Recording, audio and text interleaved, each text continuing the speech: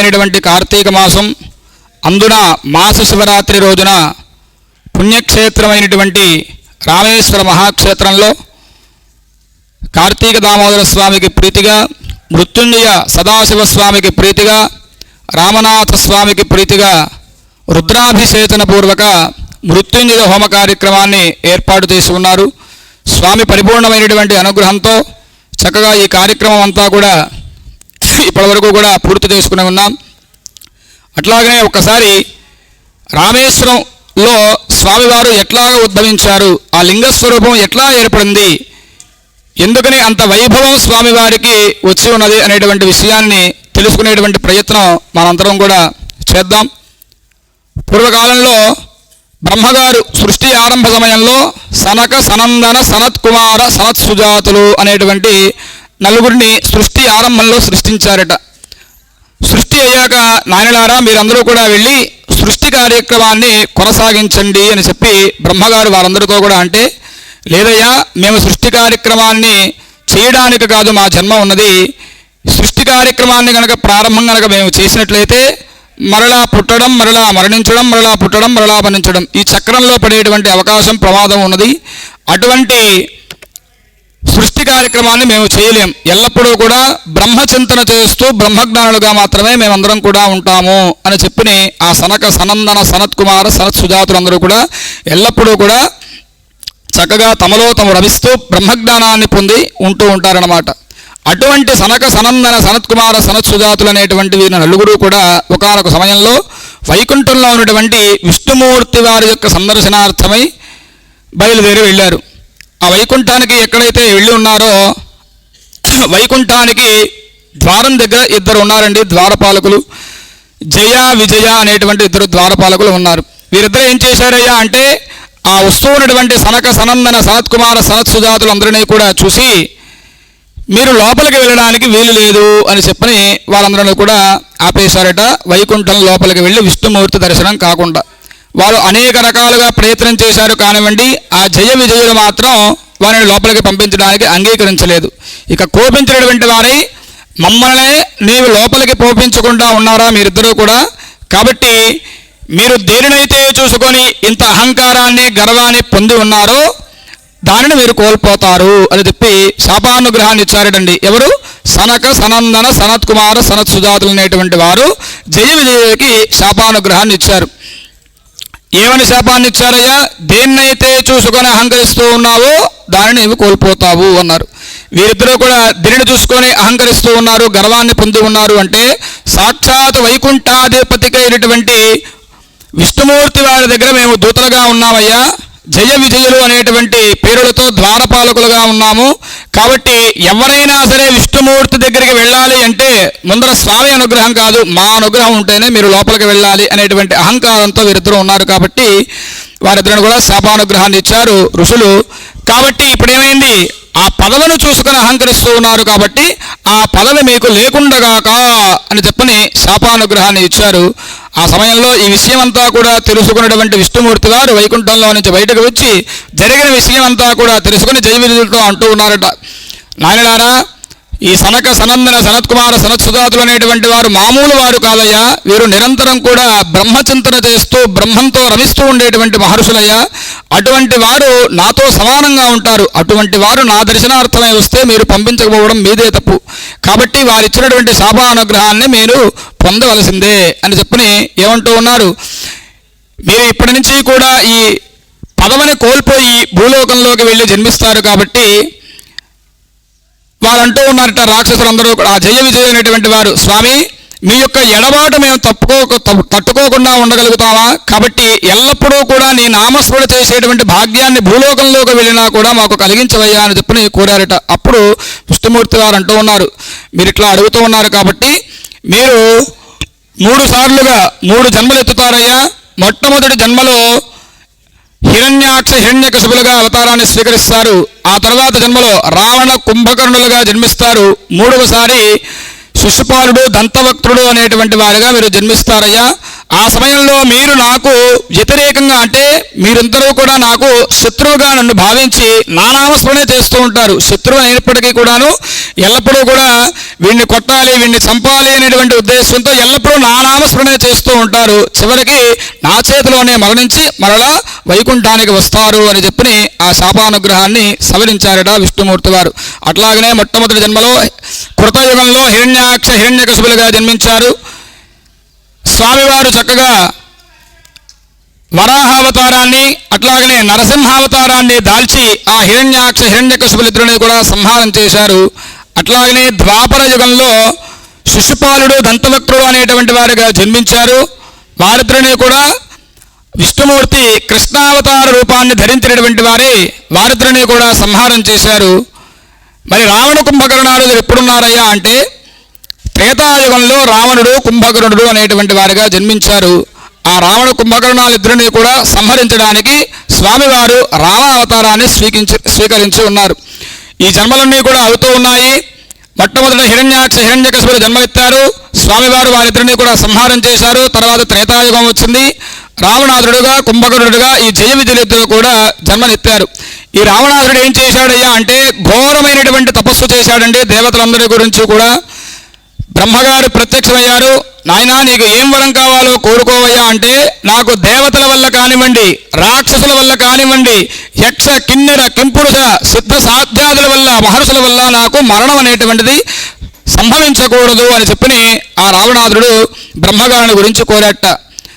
ఆ సమయంలో మానవులు వానరులు అనేటువంటి ఆలోచన వస్తే మానవుడు వానరులు నన్నేం చేయగలుగుతారయ్యా, వాళ్ళు నన్నేం చేయలేరు, కాబట్టి నేను ఆ కోరిక కూడా కోరడం అని చెప్పి వీరి నుంచి నాకు మరణం అనేటువంటిది సంభవించకూడదు అని చెప్పి ఆ రావణాసురుడు బ్రహ్మగారిని గురించి కోరాడు. బ్రహ్మగారు కూడా తప ఫలితాన్ని ఇచ్చేటువంటి బాధ్యత ఆయనది కాబట్టి తప్పకుండా అట్లాగేనయ్యా నీకు వరాన్ని ప్రసాదిస్తూ ఉన్నాను అని చెప్పి బ్రహ్మగారు ఆ వరాన్ని ఇచ్చారు. తర్వాత ఈశ్వరుడు గురించి కూడా ఘోరమైనటువంటి తపస్సు చేశాడు. ఈశ్వరుడు కూడా రావణాసురుడికి అనేక రకాలైనటువంటి వరాలన్నిటినీ కూడా ప్రసాదం చేశాడు. ఆ వరఫలితంగా ఏం చేస్తూ ఉన్నాడయ్యా అంటే ఈ బలాబలాలన్నీ కూడా పెరిగిపోయినటువంటి వాడి దేవతా కార్యక్రమాలన్నిటినీ కూడా అడ్డుకుంటూ విచ్చలవిడిగా తిరుగుతూ తనకి ఏదైతే మనస్సులో నచ్చుతూ ఉన్నదో దానిని చేస్తూ ఉన్నాడట ఆ రావణాసురుడు. ఎట్లా ఉండేటువంటి వాడయ్యా అంటే స్త్రీని చూస్తే చాలు కామంతో మోహించేటువంటి వాడు రావణాసురుడు. దీని గురించి ఒక వృత్తాంతం చెబుతారు పురాణ కథలో. ఏమిటయ్యా అంటే కుబేరుడు మనందరికీ కూడా తెలిసినటువంటి దేవత. ఈ కుబేరుడికి ఒక కుమారుడు ఉన్నాడు. ఆ కుమారుడి పేరు నలకుబేరుడు అనేటువంటి పేరు కలిగినటువంటి వాడు. ఇతను రంభను వివాహం చేసుకున్నాడండి. స్వర్గలోకంలో రంభ ఊర్వశి మేనకులు ఉంటారని చెప్పి మనందరికీ కూడా తెలుసు. ఆ స్వర్గలోకంలో ఉండేటువంటి రంభని వివాహం చేసుకున్నాడు. ఎవరు? నలకుబేరుడు అనేటువంటి వాడు. కాబట్టి కుబేరుడు ఏమవుతాడయ్యా రావణాసురుడికి అంటే అన్నగారు అవుతారు. అన్నగారి యొక్క కుమారుడి భార్య రావణాసురుడికి ఏమవుతుంది సహజంగా అంటే కోడలు వలస అవుతుంది.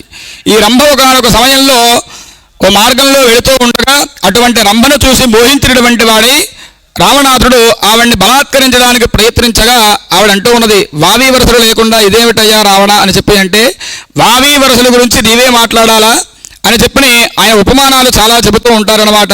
ఏమనయ్యా ఉపమానాలు అంటే సాధారణంగా లోకంలో యజ్ఞయాగాది క్రతువులు ఎవరైతే చేస్తారో త్రిగుణీకృత అగ్నిష్టోమ అతిరాత్ర అప్తోరయామ శాంతపణ వాజపేయ పౌండరీకము అశ్వమేధము అనేటువంటి యజ్ఞయాగాది క్రతువులు అనేకాలు ఉన్నాయి. ఇటువంటి యజ్ఞయాగాది క్రతువులు ఎవరైతే చేస్తారో వారికి స్వర్గలోక ప్రాప్తి కలుగుతుంది అని చెప్పి శాస్త్రవచనం. ఇటువంటి స్వర్గలోక ప్రాప్తి ఎవరెవరికి కలుగుతుందయ్యా అంటే యజ్ఞయాగాది క్రతువులు అందరూ చేసినటువంటి వారికి. మరి ఆ సందర్భంలో రావణాసురుడు అంటూ ఉన్నాడు తండ్రి కుమారులు గనక ఇదే యజ్ఞం గనక చేసినట్లయితే ఇద్దరు కూడా స్వర్గానికి వస్తారయ్యా. మరి అటువంటి వచ్చినటువంటి తండ్రి కుమారులు ఇద్దరినీ కూడా నీవు సంతోషపరచాలి. అట్లానే కాదు మామ అల్లుళ్ళు ఇద్దరు కూడా యజ్ఞయాగాది క్రతువులు చేసి స్వర్గాన్ని పొంది ఉన్నారనుకోండి, వారిద్దరినీ కూడా నీవు సంతోషపరచాలి. అట్లా కాదు అన్నాదమ్ములిద్దరే యజ్ఞయాగాది క్రతువులు చేశారు, వారు కూడా స్వర్గానికి వస్తారు, వారిద్దరినీ కూడా నీవు సంతోషపరచాలి. అటువంటి విషయంలో నీవు ఎట్లాగా వావి వరుసల గురించి నువ్వు మాట్లాడుతున్నావు, అసలు దాని గురించి మాట్లాడేటువంటి హక్కు మాత్రం నీకు ఏదైనా ఉన్నదా అని చెప్పని ఆయన ఏం చేశాడు, ఆవిడ నమ్మని బలాత్కరించాడు. ఎప్పుడైతే ఇట్లా బలాత్కరించాడో ఏడ్చుకుంటూ వెళ్ళి తన భర్త అయినటువంటి నలకుబేరుడికి జరిగిన విషయం అంతా కూడా తెలియజేసింది. ఆ సమయంలో నలకుబేరుడు ఏం చేశాడయ్యా అంటే నీవు ఇట్లాగా స్త్రీకి ఇష్టం లేకుండా నీవు ఆవిడ్ని స్పృశించి బలాత్కారం చేసేవాడు కాబట్టి ఈ రోజు నుంచి ఏ స్త్రీకి గనక ఇష్టం లేకుండా నీవు ఆవిడని గనక స్పృశించినట్లయితే నీ తల 100 వక్కలవునుగాక అని చెప్పి శాపాన్ని ఇచ్చాడు నలకుబేరుడు రావణాసురుడికి. ఇదిట్లా ఉంటే ఒకానొక సమయంలో ఇదే విధంగా బ్రహ్మగారి యొక్క సభ జరుగుతున్నటువంటి సమయంలో పుంజికస్థల అనేటువంటి ఒక అప్సరస కన్య నృత్యం చేయడానికి బ్రహ్మగారి సభకు వచ్చింది. ఆ సమయంలో కూడా ఈ రావణాసురుడు ఏం చేశాడయ్యా అంటే ఆ పుంజికస్థలను చూసి బలాత్కరించబోయాడట. ఆ సమయంలో అక్కడ ఉన్నటువంటి బ్రహ్మగారు కూడా శాపాన్ని ఇచ్చారు. నీవు నా సభలో నృత్యం చేయడానికి వచ్చినటువంటి అప్సరస కన్యక మీద బలాత్కరణ చేయడానికి ప్రయత్నం చేశావు కాబట్టి ఇష్టం లేకుండా ఏ స్త్రీనైతే నీవు స్పృశిస్తూ ఉంటావో ఆ సమయంలో నీ తల 100 వక్కలవునుగాక అని చెప్పి బ్రహ్మగారు కూడా శాపాన్ని ఇచ్చారు. అందుకనే లోకంలో ఇప్పుడు అందరూ కూడా రాముడి ఫ్యాన్స్ కన్నా కూడా రావణాసురుడికి ఫ్యాన్స్ ఎక్కువయ్యారు. ఒకప్పుడు రాముడు మంచి బాలుడు అంటే చాలా ఆనందించేటువంటి వాడు. రాముడితో పోలిస్తే మనందరం కూడా చాలా ఆనందించేవాళ్ళం. కానీ ఇప్పుడు అట్లా లేదు. అందరూ కూడా రావణ లేదా కుంభకర్ణ అనేటువంటి నామాలతో పోలిస్తే చాలా ఆనందంగా ఉంటూ ఉన్నారన్నమాట. కాబట్టి వీళ్ళనే హీరోలుగా సినిమాలు కూడా చిత్రీకరిస్తున్నాయి. దాని ఫలితంగా చెడ్డ పనులు ఎవడైతే చేసి మంచి వాళ్ళని ఓడిస్తాడో వాడే వీరుడు అనేటువంటి ఉద్దేశంలో నేటి లోకంలో యువత అంతా దాదాపుగా ఎక్కువ శాతం అట్లానే ఉన్నది. కాబట్టి ఇక్కడ ఏం జరుగుతూ ఉన్నదయ్యా అంటే ఈ రావణాసురుడు కూడా ఇట్లాగ బలాత్కారం చేసేటువంటి సమయంలో ఆ బ్రహ్మగారు ఇచ్చినటువంటి శాపవశాత్తు సీతాదేవిని అపహరించిన తర్వాత సీతాదేవిని స్పృశించలేదు. ఇప్పుడు ఉన్నటువంటి యువతంతా కూడా చాలామంది తెలిసి కానీ తెలియక కానీ ఏమంటూ ఉంటారయ్యా అంటే అయ్యా రావణాసురుడు చాలా మంచివాడండి, సీతాదేవిని అపహరించి ఉన్నప్పటికీ కూడా సీతాదేవిని ఎప్పుడూ కూడా స్పృశించలేదు కాబట్టి రావణాసురుడు మంచివాడు అని చెప్పని తెలిసి తెలియక అనేటువంటి మాటలు. ఎందుకు స్పృశించలేదయ్యా సీతాదేవిని అంటే ఇటువంటి శాపాలు 2 శాపాలు ఉన్నాయి రావణాసురుడికి. కాబట్టి ఎప్పుడైతే సీతాదేవినికి ఆవిడకి ఇష్టం లేదు కదా పరాయ పురుషుడు వచ్చి స్పృశించడం, కాబట్టి ఎప్పుడైతే సీతాదేవిని రావణాసురుడు స్పృశిస్తాడో తనకున్నటువంటి ఒక్క తల కాదు, మనందరికీ కూడా ఒక్కటే తల, కానీ ఆయనకు ఒక్కటి కాదు 10 తలలు ఉన్నాయి. కాబట్టి 10 తలకులలో కూడా 100 ముక్కలు అవుతాయి అనేటువంటి విషయం ఆయనకు తెలుసు. కాబట్టి ఆవిడని స్పృశించలేదు అనేటువంటి విషయాన్ని మనందరం కూడా తెలుసుకోవాలి ఈ విధంగా. కాబట్టి ఆ సీతాదేవిని ఎప్పుడూ కూడా స్పృశించలేదు. ఆవిడని మెప్పిరిచి ఆవిడ ఇష్టాన్ని పొందినటువంటి వాడే ఆవిడని తాకుదాము అనేటువంటి ఉద్దేశంతో చూశాడు. కానీ అందులో ఉన్నటువంటి ఆంతర్యం ఇది అనేటువంటి విషయాన్ని మనం దీని ద్వారా తెలుసుకోవాలి.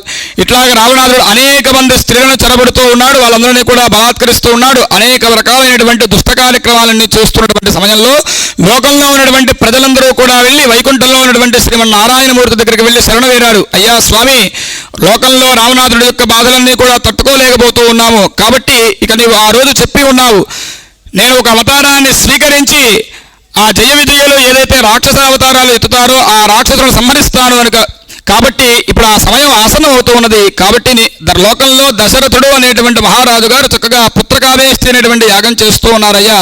కాబట్టి ఆ పుత్రకామేష్టి యాగం ఫలితంగా కౌసల్య, సుమిత్ర, కైకేయి యొక్క గర్భంలోకి నీవి ప్రవేశించి చక్కగా నీ అవతారాన్ని భూమి మీదకి తీసుకువచ్చి ఆ రావణాసురుడిని సంహారం చేయవలసింది అని చెప్పి దేవతలందరూ కూడా వైకుంఠాధిపతి అయినటువంటి శ్రీమన్నారాయణమూర్తిని వేడుకోగా అట్లాగనే తథాస్తు అని చెప్పి అన్నారు.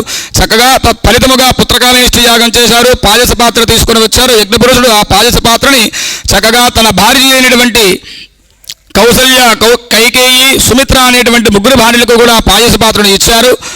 సాక్షాత్ శ్రీమన్నారాయణమూర్తి కౌసల్యాదేవికి రామచంద్రమూర్తిగా జనించారు. అట్లాగనే ఆదిశేషుడు లక్ష్మణుడు స్వామిగా, స్వామి చేతిలో ఉండేటువంటి శంకు చక్రములు 2 కూడా భరతుడు శత్రుఘ్నుడిగా జన్మించారు. అట్లాగా చిన్నప్పటి నుంచి కూడా అనేక రకాలైనటువంటి విద్యాభ్యాసం చేయడం, ఆ తర్వాత విశ్వామిత్రుడు వచ్చి యజ్ఞాన్ని రక్షించాలి అనేటువంటి ఉద్దేశంతో దశరథుడి దగ్గర చక్కగా రాముడు, లక్ష్మణుని ఇద్దరు కూడా అక్కడి నుంచి తీసుకెళ్ళడం, అనేక విద్యాబుద్ధులన్నీ కూడా అక్కడ నేర్పించడం, అక్కడే సీతా వివాహం అవ్వడం, ఇదంతా కూడా మనకు తెలిసినటువంటి కథ.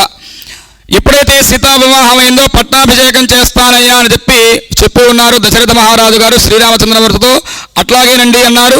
మరుసటి రోజున ఆ కైకేయి వచ్చి అడిగినది, మీరు నా కొడుకు అయినటువంటి భరతుడిని పట్టాభిషేకం చేయాలి, ఆయనే ఈ రాజ్యాన్ని కూడా పరిపాలించాలి అని చెప్పి అనడం, అట్లాగనే రాముణ్ణి 14 ఏళ్ల పాటు వనవాసానికి పంపించాలి అని చెప్పి వరాన్ని కోరడం. తత్ఫలితముగా దశరథుడు తనకి ఇష్టం లేకపోయినప్పటికీ కూడా రామచంద్రమూర్తిని నీకు పట్టాభిషేకం చేయడానికి అవకాశం లేదయ్యా, అరణ్యవాసానికి వెళ్ళాలి అని చెప్పి విధించడం, ఇదంతా కూడా మనకు తెలిసినటువంటి కథ. ఈ సమయంలో అందరూ కూడా అడుగుతూ ఉంటారు, ఎందుకు మనం రామాయణం వినాలి, రామాయణాన్ని ఎందుకు శ్రవణం చేయాలి, భారతాన్ని ఎందుకు వినాలి, భారతాన్ని ఎందుకు శ్రవణం చేయాలి, అసలు పురాణాలన్నీ కూడా ఎందుకు వినాలి, పురాణ శ్రవణం ఎందుకు చేయాలి అంటే అందులో అనేక రకాలైనటువంటి పాత్రలన్నీ కూడా ఉంటాయి. ఏ పాత్ర మనం తీసుకొని ఏ పాత్ర ఎట్లా ఉండాలి, ఏ పాత్ర ఎట్లా ఉండకూడదు అనేటువంటి విషయాన్ని పురాణాల ద్వారా మనం తెలుసుకోవాలి. కాబట్టి ఇక్కడ మనందరికీ కూడా రామచంద్రమూర్తి ఆదర్శమూర్తి. కాబట్టి రాముడు ఎట్లా ఉన్నాడయ్యా ఇక్కడ అంటే రాముడిని అడిగారట, అయ్యా నిన్నటి రోజున పట్టాభిషేకం చేస్తాను అని చెప్పని మీ నాన్నగారు మీతో తెలియజేశారు. తర్వాత రోజున మీకు పట్టాభిషేకం చేయడానికి అవకాశం లేదయ్యా, భరతుణ్ణి పట్టాభిషేకం చేస్తాను అని చెప్పి అడుగుతూ ఉన్నారు. కాబట్టి మీరు తండ్రి గారి మీద యుద్ధం ప్రకటించి ఆయన్ని యుద్ధంలో ఓడించి ఈ రాజ్యాన్నంతటినీ కూడా మీరు తీసుకునేటువంటి హక్కు ఒక రాజుగా యువరాజుగా మీకు ఉన్నది అని చెప్పి ఒక సమయంలో లక్ష్మణుడే సాక్షాత్ శ్రీరామచంద్రమూర్తితో అంటే అప్పుడు రామచంద్రుడు అన్నటువంటి మాటలు మనం జీవితాంతం కూడా గుర్తుపెట్టుకోవాలి. ఏమంటూ ఉన్నారయ్యా అంటే నిన్న నాకు రాజ్యం ఇచ్చి పట్టాభిషేకం చేస్తాను అన్నది నా తండ్రి గారే, ఈ రోజున రాజ్యాల్లో పట్టాభిషేకం చేయడానికి నీకు అవకాశం లేదయ్యా, అరణ్యానికి వనవాసానికి వెళ్ళాలి అని చెప్పినది కూడా నా తండ్రి గారే, అప్పుడు నా తండ్రి గారే, ఇప్పుడు నా తండ్రి గారే. ఆయన మనస్సులో నా బాధ అయి ఉండవచ్చు నన్ను రాజును చేయకపోవడం వల్ల, ఈ విషయాలన్నీ కూడా మనకు తెలియవు కదా. కాబట్టి కోపం వచ్చినా తండ్రే, కోపం లేకపోయినా తండ్రేనయ్యా.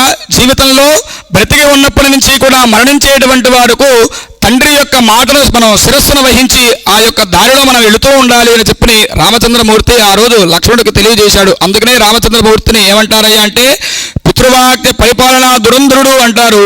అందుకనే రాముడు మానవుడు కాదయ్యా, రాముడు దేవుడు అని చెప్పి మనందరం కూడా ఈ రోజుకి కొలుస్తుండడానికి కారణం ఒక తండ్రితో ఎట్లా ఉండాలి, ఒక అన్నదమ్ములతో ఎలా ఉండాలి, భార్యతో ఎట్లా ఉండాలి, స్నేహితులతో ఎట్లా ఉండాలి, రాజ్యంలో ఉండేటువంటి ప్రజలతో ఎలా ఉండాలి అని చెప్పినటువంటి వాడు శ్రీరామచంద్రమూర్తి. కాబట్టి ఆయన మనం మానవుడు కాదు దేవుడు అని చెప్పి ఈ రోజున మనందరం కూడా పూజించడానికి కారణం.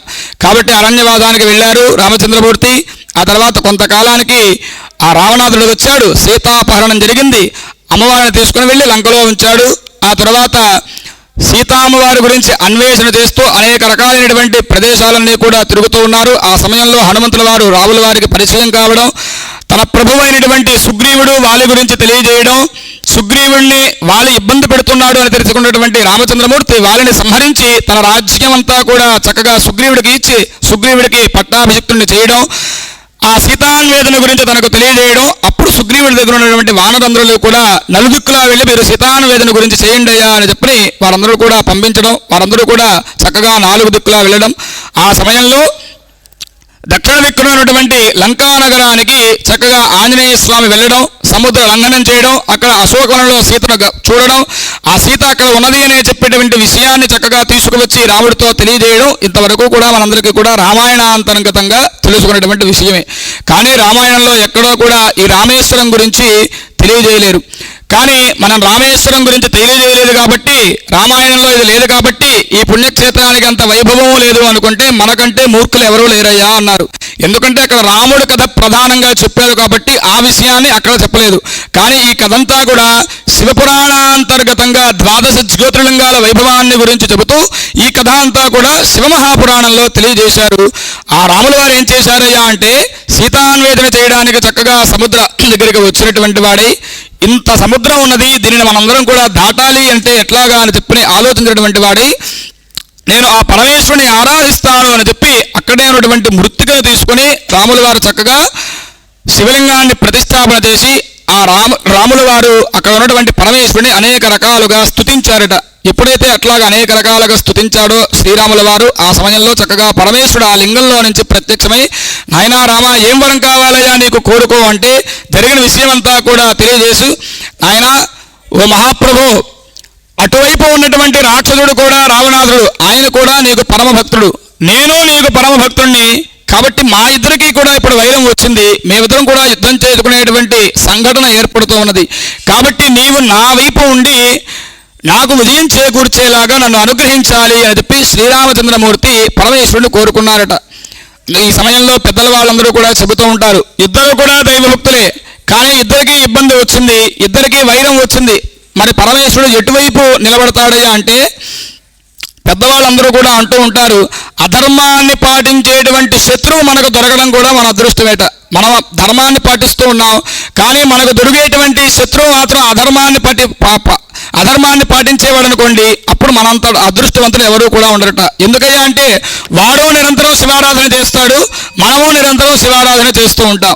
కానీ పరమేశ్వరుడు ఈ ఇద్దరికీ కూడా వైరం వచ్చినటువంటి సందర్భంలో ఎవరి తరపున నిల్చుంటారయ్యా అంటే ధర్మం ఎవరి వైపు అయితే ఉన్నదో వారి వైపునే పరమేశ్వరుడు నిలుచుంటాడు అని చెప్పని మనం ఈ విషయంగా తెలుసుకోవాలి. కాబట్టి ఆయన అంటూ ఉన్నాడు, నాయన ఆయన అధర్మంగా ఉన్నాడు, నీవు ధర్మంగా ఉన్నావు, నీకు తప్పకుండా విజయం కలుగుతూ ఉన్నది అని చెప్పని పరమేశ్వరుడు శ్రీరామచంద్రమూర్తిని అనుగ్రహించగా అప్పుడు రామచంద్రమూర్తి వారు అంటూ ఉన్నారు, స్వామి ఈ రకంగా ఇక్కడికి వచ్చి నీవు నన్ను అనుగ్రహించావు కాబట్టి ఇక్కడే నీవు జ్యోతిర్లింగ స్వరూపంగా ఉండి భక్తులందరినీ కూడా అనుగ్రహించాలి అని చెప్పి రామచంద్రమూర్తి వారు కోరేటువంటి సందర్భంలో, ఇప్పుడే కాదు నాయన, దానికి సమయం ఉన్నది, నువ్వు చక్కగా సముద్ర లంఘనం చేసి అటువైపు వెళ్ళు, రావణాసురుని సంహారం చేయి, సీతాదేవిని కూడా వెంట పెట్టుకుని వచ్చి అప్పుడు ఇక్కడ లింగ ప్రతిష్ఠ చేయి నాయన, అప్పుడు జ్యోతిర్లింగా నేను ఇక్కడ ఉంటాను అని చెప్పి పరమేశ్వరుడు శ్రీరామచంద్రమూర్తి వారిని అనుగ్రహించడం. ఆ తర్వాత రాముడు పరమేశ్వరుడు యొక్క పరమానుగ్రహంతో ఆ సముద్ర సేతువు నిర్మించి చక్కగా సముద్రాన్నంతటినీ కూడా దాటి రావణుణ్ణి సంహరించి సీతతో మళ్ళా తిరిగి వచ్చి ఇక్కడ అప్పుడు శివలింగ ప్రతిష్ఠ చేద్దాము అని చెప్పి నిర్ణయం చేశారు. దానికి ఒక ముహూర్తాన్ని అనుకున్నారటండి. ఆ ముహూర్త భాగాల్లో శివలింగ ప్రతిష్ఠ ఇక్కడ చెయ్యాలి అని చెప్పి ఎక్కడ శివలింగం తీసుకుని వచ్చి ప్రతిష్ఠ చేస్తే బాగుంటుంది అని చెప్పి ఆలోచించినటువంటి ఇద్దరు కూడా, సీతారాములు ఇద్దరు కూడా సాక్షాత్ కైలాసంలోకి వెళ్ళి ఆ కైలాసంలో ఉన్నటువంటి ఈశ్వరుడు ఇచ్చినటువంటి శివలింగాన్ని తీసుకొచ్చి ఇక్కడ మనం ప్రతిష్ఠ చేద్దాము అని చెప్పి అనుకున్నారు. మరి అంత వేగంగా కైలాసానికి వెళ్ళి శివలింగాన్ని తీసుకొచ్చేటువంటి శక్తి గల వారు ఇక్కడ ఎవరు ఉన్నారయ్యా అంటే మనందరికీ కూడా గుర్తుకు రావాల్సినటువంటి పేరు ఎవరండి? ఆంజనేయ స్వామి. కాబట్టి ఆయన పిలిచారు, ఆయన నీవు వెళ్ళి శివలింగాన్ని తీసుకురావయ్యా అన్నారు. చక్కగా లిప్త కాలంలో అంటే కనురెప్పు పాట కాలంతో ఆంజనేయ స్వామి ఇక్కడ నుంచి కైలాసానికి వెళ్ళడం, అక్కడ పరమేశ్వరుడితో మాట్లాడి ఆ లింగాన్ని తెస్తూ ఉన్నటువంటి సందర్భంలో వీరు అనుకునేటువంటి ముహూర్తం దాటిపోతూ ఉన్నదట. కాబట్టి అక్కడ సీతామ్మవారు ఏం చేసిందయ్యా అంటే ఆ సముద్రంలో ఉన్నటువంటి సైకతం అంటే ఇసుకను తీసుకుని ఒక లింగంగా ప్రతిష్ఠ చేసింది. కాబట్టి ముహూర్త సమయం దాటిపోతూ ఉన్నది. కాబట్టి ఇక్కడ ఈ లింగానికే మనం ప్రాణ ప్రతిష్టాపన చేసి ముహూర్త సమయంలో ప్రతిష్ఠ చేద్దాము అని చెప్పి ఆ లింగానికే ప్రాణ ప్రతిష్టాపన చేశారు. ఈ లోపల ఆంజనేయ స్వామి వారు కూడా చక్కగా ఆ శివలింగాన్ని తీసుకుని ఈ భూలోకంలోకి వచ్చారు. అక్కడ ఉన్నటువంటి శివలింగాన్ని చూశారు. నాయనా మీరు నన్ను పంపించారు కదా, మళ్ళీ నేను వచ్చే లోపల ఇట్లా ప్రతిష్ఠ చేశారు ఏమిటి, కాబట్టి నేను తెచ్చినటువంటి లింగమే ఇక్కడ ఉండాలి అని చెప్పని వారు కోరగా అప్పుడు అక్కడ ఉన్నటువంటి సీతారాములు ఇద్దరు కూడా అంటూ ఉన్నారు, నాయనా ముహూర్త సమయం మించిపోయింది, అందుకనే నీవు తెచ్చినటువంటి లింగాన్ని ఇక్కడ ప్రతిష్ఠించలేకపోయాం. కానీ ఎవరైతే రామేశ్వరంలో మొట్టమొదటిగా అడుగు పెడతారో వారు నీవు తీసుకొచ్చినటువంటి శివలింగాన్ని ముందరగా దర్శనం చేసుకోవాలి. ఆ తర్వాత సీతామ్మవారు ప్రతిష్ఠించినటువంటి శివలింగాన్ని చూడాలి. అప్పుడే రామేశ్వర యాత్ర పుణ్య ఫలితం వారికి కలుగుతూ ఉన్నది అని చెప్పి ఆంజనేయ స్వామితో ఆ రాముల వారు సీతామ్మవారు కూడా తెలియజేయడం జరిగింది. ఇంతకీ ఆ ఆంజనేయ స్వామి వారు తీసుకున్నటువంటి లింగం ఏమిటో తెలుసా అండి? మనందరం కూడా గుడిలో ఒక పక్కన ఉండేటువంటి శివలింగాన్ని చూసి ఆ లింగం ఆంజనేయ స్వామి తీసుకువచ్చారు అని చెప్పి మనం ఇక్కడ లోకంలో అనుకునేటువంటి సహజమైనటువంటి విషయం. కానీ పెద్దల ద్వారా నేను తెచ్చుకున్నటువంటి విషయం ఏమిటయ్యా అంటే సాక్షాత్ అక్కడ ఉన్నటువంటి ఆంజనేయ స్వామి కైలాసంలోకి వెళ్ళి శంకర భగవత్పాదుల వారు ఎట్లాగైతే పరమేశ్వరుడు మెప్పించి 5 స్ఫటికలింగాలను తీసుకుని వచ్చారో ఆ విధముగా ఆంజనేయ స్వామి కూడా కైలాసం నుంచి ఒక స్ఫటిక లింగాన్ని తీసుకుని ఈ రామేశ్వరానికి వచ్చారు అని చెప్పని పెద్దల ద్వారా నేను తెలుసుకున్నటువంటి విషయం. కాబట్టి మనం కనుక ఇక్కడ గమనించినట్లయితే ఆ స్ఫటికలింగానికి ఉదయం 1 గంట 2 గంటల పాటు ఆ స్ఫటికలింగాన్ని మనకి దర్శనానికి కలిగిస్తారు. ఆ తరువాతనే సీతామ్మవారు ప్రతిష్ఠించేటటువంటి సైకతలింగాన్ని కూడా మనకి చూపిస్తూ ఉంటారు. కాబట్టి ఆ ఇద్దరు కూడా ఇక్కడ ఉన్నారు అనేటువంటిది యథార్థమైనటువంటి సంఘటన అని చెప్పి మనకి దీని ద్వారా తెలుసు ఉన్నది. అట్లాగనే ఇంకా ఈ రామేశ్వర పుణ్యక్షేత్రంలో అనేక రకాలైనటువంటి విశేషాలు చాలా ఉన్నాయి. ఒకానొక సమయంలో సీతామ్మవారిని వెతకడానికి వెళుతున్నటువంటి సమయంలో రాముల వారికి బాగా దాహంగా ఉండి, నాయన నాకు బాగా దాహంగా ఉంది, ఇక్కడ చూస్తే సముద్రం ఇదంతా కూడా ఉప్పు నీరు, కాబట్టి నాకు మంచినీరు కావాలి అనుకుని ఆ సమయంలో అడిగితే అక్కడ ఉన్నటువంటి వానరులందరూ కూడా వెళ్ళి బావులు తవ్వారటండి. రామచంద్రమూర్తి వారికి దాహం వేస్తూ ఉన్నది, ఆ దాహాన్ని మేం తీర్చాలి అని చెప్పి ఒక్కొక్కరు కూడా ఒక్కొక్క బావి తవ్వేశారట. ఇప్పుడే మనం రామేశ్వరంలో కనుక చూసినట్లయితే మొత్తం 22 బావులు ఉంటాయి. ఒక్కొక్కరు కూడా ఒక్కొక్క దేవత, ఒక ఋషి, ఒక వానలో తవ్వినటువంటి బావులు. కాబట్టి అందులో ఉన్నటువంటి బావుల్లో ఉన్నటువంటి తీర్థాన్ని తీసుకుని రాముల వారికి ఇచ్చారు అని చెప్పి మనం పురాణాల ద్వారా తెలుసుకోవాల్సినటువంటి విషయం. కాబట్టి రామేశ్వరంలో ఎవరైతే అడుగు పెడతారో ముందుగా సముద్ర స్నానం చేయడం, ఆ తర్వాత బావుల దగ్గరికి వెళ్ళి ఆ బావుల్లో దగ్గర స్నానం చేయడం, ఆ తర్వాత ఆ స్వామివారి యొక్క దర్శనాన్ని చేసుకోవడం అనేటువంటి విశేషాన్ని మనందరం కూడా తెలుసుకోవాలి. ఇంకా అనేక రకాలైనటువంటి విశేషాలన్నీ కూడా ఈ రామేశ్వరంలో ఉన్నాయి అండి. దేవతలందరికీ కూడా ఒకానొక సమయంలో సందేహం వచ్చిందట. ఎక్కడా లేనటువంటి విధంగా రాముడు ఈశ్వరుడు అనేటువంటి పేరుతో ఈ రామేశ్వరంలో రామేశ్వరుడు ఉన్నాడు. అసలు రాముడు గొప్ప, ఈశ్వరుడు గొప్ప అని చెప్పి తెలుసుకుందాము అని చెప్పి సరాసరి వైకుంఠానికి వెళ్ళి శ్రీమన్నారాయణ మూర్తిని అడిగారట. ఆయన రామేశ్వరుడు అనేటువంటి పేరుతో మీరు అక్కడ ఉన్నారు కదా, అసలు మీరు గొప్ప ఆయన గొప్ప అంటే ఆయన ఏం చెప్పాడయ్యా, రామేశ్వరుడు అని చెప్పి పేరులోనే ఉంది కదయ్యా, రాముడికి ప్రభువు ఈశ్వరుడు కాబట్టి నాకంటే ఈశ్వరుడే గొప్ప అని చెప్పని వైకుంఠంలో ఉన్నటువంటి శ్రీమన్నారాయణమూర్తి తెలియజేశారట. ఓహో అట్లాగనా, ఈయన అడిగితే ఇట్లానే చెప్తాడులే, కాబట్టి ఒకసారి కైలాసంలో ఉన్నటువంటి శంకరుడి దగ్గరికి వెళ్ళి ఈ విషయాన్ని అడుగుదామని చెప్పిన దేవతలందరూ కూడా మళ్ళీ శంకరుడి దగ్గరికి వెళ్ళారట. నాయన రాముడు గొప్ప నీవు గొప్ప, రామేశ్వరుడు అనేటువంటి పేరుతో రామేశ్వరుల్లో ఉన్నావు కదా, ఎవరు గొప్ప అంటే రాముడే ప్రభువుగా ఉన్నటువంటి వాడిని కాబట్టి రాముడే నాకంటే గొప్పయ్యా అని చెప్పని కైలాసంలో ఉన్నటువంటి శివుడు చెప్పారట. దేవతలందరికీ కూడా ఏం అర్థం కాల. ఆయన అడిగితేనేమో ఈయన గొప్ప అంటారు, ఈయన అడిగితేమో ఆయన గొప్ప అంటారు. ఇట్లా కాదు, అసలు బ్రహ్మగారి దగ్గరికి వెళ్దాం, విషయాన్ని తెలుసుకుందాం అని చెప్పని అందరూ కూడా బ్రహ్మగారి దగ్గరికి వెళితే బ్రహ్మగారు చెబుతూ ఉన్నారండి, అయ్యా రాముడు ఈశ్వరుడు అనేటువంటి వారు ఇద్దరూ లేరు, రాముడు ఈశ్వరుడు అనేటువంటి వాడు ఒక్కడే, ఆయనే పలు రూపాలలో పలు నామాలతో మనందరికీ కూడా దర్శనాన్ని కలుగజేస్తున్నారు. ఆ ఇద్దరి యొక్క సమాగమ స్వరూపమే రామేశ్వరలింగం. కాబట్టి ఎవరైతే రామేశ్వర క్షేత్రంలో ఉన్నటువంటి స్వామివారిని ఆరాధన చేస్తారో, స్వామివారి యొక్క నామం అంటారో, స్వామివారి యొక్క కథాశ్రవణం భక్తి శ్రద్ధలతో వింటారో వారికి వైకుంఠంలో ఉన్నటువంటి శ్రీమన్నారాయణమూర్తి వారి యొక్క అనుగ్రహము, అట్లాగనే రామచంద్రమూర్తి వారి యొక్క అనుగ్రహము, కైలాసంలో ఉన్నటువంటి శివపార్వతుల యొక్క పరిపూర్ణమైనటువంటి అనుగ్రహ ఆశీస్సులు ఉంటాయ్యా అని చెప్పని బ్రహ్మగారు తెలియజేశారట. అట్లాగనే ఇక్కడ ఉన్నటువంటి స్వామి రాముల వారితో ఒక విషయాన్ని తెలియజేశారు. ఇక్కడ నేను జ్యోతిర్లింగంగా ఆవిర్భవిస్తూ ఉన్నానయ్యా, ఎవరైతే కాశీ క్షేత్రంలో ఉండేటువంటి గంగను తీసుకుని వచ్చి ఇక్కడ నాకు అభిషేకం చేస్తారో వారికి అష్టాదశ పురాణ శ్రవణం చేసినటువంటి ఫలితము, అట్లాగనే భూలోకంలో ఉన్నటువంటి సమస్త తీర్థములు క్షేత్రములు చూసి వచ్చినటువంటి ఫలితాన్ని నేను ఇస్తాను అని చెప్పని చక్కగా స్వామివారు అనుగ్రహించారు. అందుకనే లోకంలో మనందరికీ కూడా కాశీ రామేశ్వరం యాత్ర అనడానికి అందులో రాముల వారికి చెప్పినటువంటి ఈశ్వరుడు చెప్పినటువంటి విషయమే కారణము అనేటువంటి విషయాన్ని మనందరికీ కూడా తెలియజేస్తూ ఉన్నాము. ఇంకా అందులో విశేషం ఏమిటయ్యా ఈ రోజున అంటే, ఇటువంటి రామేశ్వర మహాక్షేత్రంలో కార్తీక మాసం ఎక్కడ ఉన్నా కూడా మంచి శుభ ఫలితాలు ఇచ్చేటువంటి మాసం. చిన్న పుణ్య విశేషం చేస్తేనే దానికి అనేక రకాలైనటువంటి సుఖభోగాలన్నీ కూడా పరమేశ్వరుడు సంతోషించి ఇస్తూ ఉంటాడట. అటువంటి కార్తీక మాసంలో చక్కగా ఉదయకాలం నుంచి ఇప్పటి వరకు కూడా ఉదయాన్నే వెళ్ళాం, చక్కగా సాగరానికి సముద్రానికి పూజ చేసుకుని వచ్చాం. ఆ తర్వాత గణపతి పూజ చేసుకున్నాం, సమస్త దేవతా స్వరూపమైనటువంటి గోమాతను అర్చన చేశాం, స్వస్తి పుణ్యాహవాదన కార్యక్రమాన్ని చేసుకున్నాం, స్వామివారికి ప్రీతిగా రుద్రాభిషేకం చేశాం, ఆ తర్వాత మృత్యుంజయ హోమాన్ని చేశాం. కార్తీక మాసంలో అన్నిటికంటే విశేషం ఏమిటదయ్యా అంటే దీప ప్రజ్వలనం. అటువంటిది చక్కగా ఈశ్వరుని జ్యోతిర్లింగార్చన చేసుకున్నాం. స్వామిని ఇప్పటి వరకు కూడా సేవించుకునేటువంటి భాగ్యం మనందరికీ కూడా కలిగి ఉన్నది. ఇంకా ఏమిటయ్యా విశేషము అంటే అటువంటి కార్తీక మాసంలో మరలా మాస శివరాత్రి కావడం ఇంకా విశేషం. అటువంటి మాస శివరాత్రి కార్యక్రమాన్ని ఈ కంచిమఠంలో చేయడం ఇంకా విశేషం. జగద్గురువులు అంటే సాక్షాత్ శివస్వరూపములే కాబట్టి అటువంటి శివస్వరూపాలైనటువంటి జగద్గురువులు నడయాడినటువంటి ప్రదేశంలో ఇటువంటి కార్యక్రమం చేసుకోవడం, అందున ఇదంతా కూడా గోశాల, నిరంతరం కూడా ఇక్కడ గోవులు తిరుగుతూ ఉంటాయి. కాబట్టి ఇటువంటి పరమ పవిత్రమైనటువంటి క్షేత్రంలో ఇటువంటి ప్రదేశంలో మనందరం కూడా కార్యక్రమం చేసుకునేటువంటి అవకాశం, ఎటువంటి ఆటంకాలు లేకుండా ఇటువంటి కార్యక్రమాన్ని మనం పూర్తి చేయగలిగినాము అంటే కేవలం ఈశ్వరానుగ్రహం మాత్రమే కాక మన ప్రయత్నం ఏమీ లేదు అని చెప్పి మనం ఈ విధంగా తెలుసుకోవాలి. ఇటువంటి కార్యక్రమములు మరిన్ని మన నిత్రా క్యాలెండర్ యాప్స్ వారు తరచూ చేస్తూ ఉండాలి. అట్లాగనే మొన్న మేము కాశీ వెళ్ళినప్పుడు కాశీ నుంచి చక్కగా ఆ గంగ తీసుకుని ఈరోజు ఉదయం స్వామివారికి అందచేసి ఉన్నాము అక్కడే. అలాగే ఇక్కడి నుంచి కూడా రామేశ్వరంలో ఉన్నటువంటి సైకతాన్ని తీసుకుని వెళ్ళి రేపు మహాశివరాత్రి రోజున మన నిత్రా క్యాలెండర్ యాప్స్ వారు కాశీలో గల కంచిమఠంలో మహారుద్రయాగాన్ని సంకల్పం చేసి ఉన్నారు. ఆ మహారుద్రయాగంగా మహాశివరాత్రి రోజున చక్కగా మృత్తికలింగార్చన జరుగుతూ ఉన్నది. ఆ మృత్తికలింగార్చనలో ఈ సైకతాన్ని కూడా చేర్చి చక్కగా మృత్తికలింగాలన్నీ కూడా తయారు చేసి కలవ పార్థివముచ్యతే అని చెప్పి శాస్త్రం చెబుతూ ఉన్నది.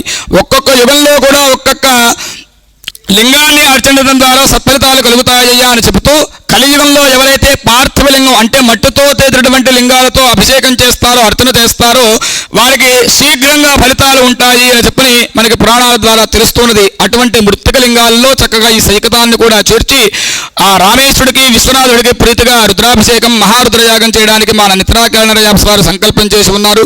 కాబట్టి ఆస్తిక మహాజనులు కూడా రేపు జరగబోయేటువంటి మహారుద్రయాగంలో కూడా పాల్గొని ఈ రామేశ్వరుడు యొక్క విశ్వనాథుడి యొక్క పరిపూర్ణమైనటువంటి అనుగ్రహాన్ని పొందవలసిందిగా విజ్ఞప్తి చేస్తూ ఉన్నాము.